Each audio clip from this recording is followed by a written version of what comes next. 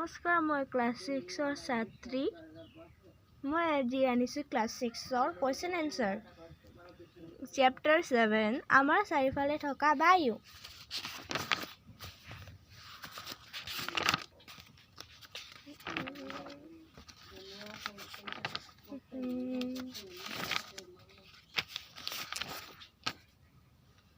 বায়ু উপাদানসমূহ কি কি? ইয়াত দিয়া হৈছে বায়ুমণ্ডলৰ কোনটো গেছ খতৰনাক বাবে অপেক্ষক? 3 নম্বৰ, বায়ুৱে যে জুই জ্বলোৱাত সহায় কৰে তুমি কেনেকৈ প্ৰমাণ কৰিবা?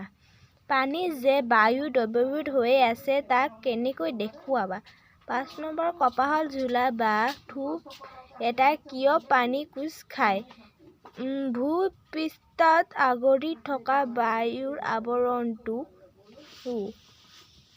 বোলে সেউজীয়া উদ্ভিদে সিহঁতৰ খাদ্য প্ৰস্তুত কৰিবৰ বাবে ব্যৱহাৰ কৰা বায়ু উপাদানসমূহ হৈছে কাৰ্বন ডাই অক্সাইড। ইয়াৰ প্ৰশ্ন উত্তৰ তলৰ দুটামান ৰখিলে মই পিছত দিমগে। বায়ু উপাদানসমূহ হৈছে অক্সিজেন, জলীয় ভাপ, নাইট্ৰজেন, কাৰ্বন ডাই অক্সাইড, অন্য গেছ আৰু ধূলিকণা ইত্যাদি। বায়ুমণ্ডলৰ কোনটো গেছ খতৰনাক বাবে অপেক্ষক? বায়ুমণ্ডলৰ অক্সিজেন গেছ খতৰনাক বাবে অপেক্ষক। 3 নম্বৰ, বায়ুৱে যে জুই জ্বলোৱাত সহায় কৰে তুমি কেনেকৈ প্ৰমাণ কৰিবা? এডাল মম জ্বলাই ল'লোঁ। মমডালক সমান পৃষ্ঠত ৰাখি এটা গিলাচৰ ধাৰা ঢাকি দিলোঁ। কিছু সময়ৰ পাছত দেখা পাম যে মমডাল নুমাই থাকিব, কাৰণ গিলাচটো বায়ুৰোধ কৰি দিলে। এই পৰীক্ষাটোৰ পৰা প্ৰমাণ কৰিব পাৰি যে বায়ুৱে জুই জ্বলোৱাত সহায় কৰে।